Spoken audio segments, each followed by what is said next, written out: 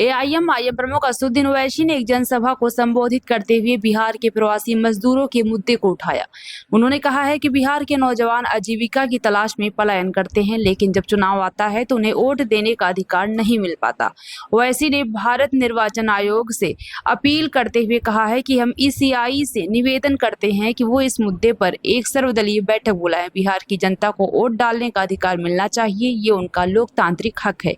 उन्होंने स्पष्ट किया है कि उनका उद्देश्य चुनाव आयोग को चुनौती देना नहीं है, बल्कि उन्हें सूचित और जागरूक करना है, ताकि दूर दराज में रह रहे नागरिकों को भी लोकतंत्र में भागीदारी का पूर्ण अवसर मिल सके। आइए आपको सुनाते हैं इसके साथ ही असदुद्दीन ओवैसी ने और क्या कुछ कहा। सब चीजें आप क्यों पूछ रहे हैं मेरे से आप ये?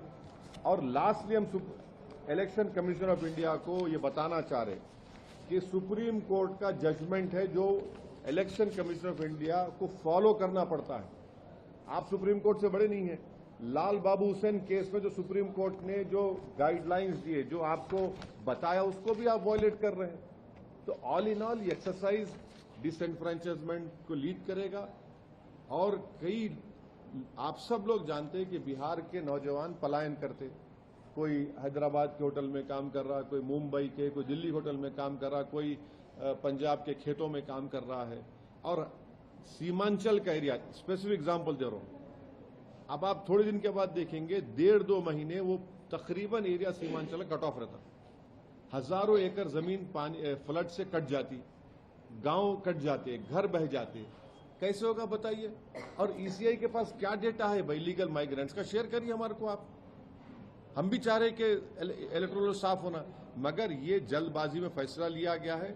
हम ईसीआई को रिक्वेस्ट कर रहे हैं कि आप ऑल पार्टी मीटिंग बुलाइए और पायलट बेसिस पे करना है तो किसी और जगह पे करिए आप।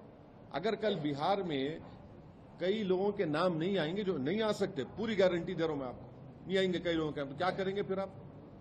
तो पिछले असेंबली इलेक्शन का चुनाव जो है, जो एनडीए जीती, वो सिर्फ चंद हजार वोटों से जीती हो। तो ये बिहार की जनता को वोट डालने का पूरा इख्तियार मिलना चाहिए, उनका राइट है। हाँ, अगर कोई चीज गलत है उसको सही करिए, मगर ऐसा तो नहीं करेंगे ना आप। बिल्कुल आप आर्बिट्री तरीके से कर रहे हैं इलेक्शन कमीशन ऑफ इंडिया। तो आप इलेक्शन कमीशन ऑफ इंडिया को चैलेंज कर रहे हैं? चैलेंज देखिए, चैलेंज नहीं, हम उनको बता रहे हैं। चैलेंज का सवाल नहीं है, वोटर का नाम नहीं आएगा। आप मेरे को बताइए कि मैं जितनी बातें आपसे कहा हूं उसमें गलत क्या है?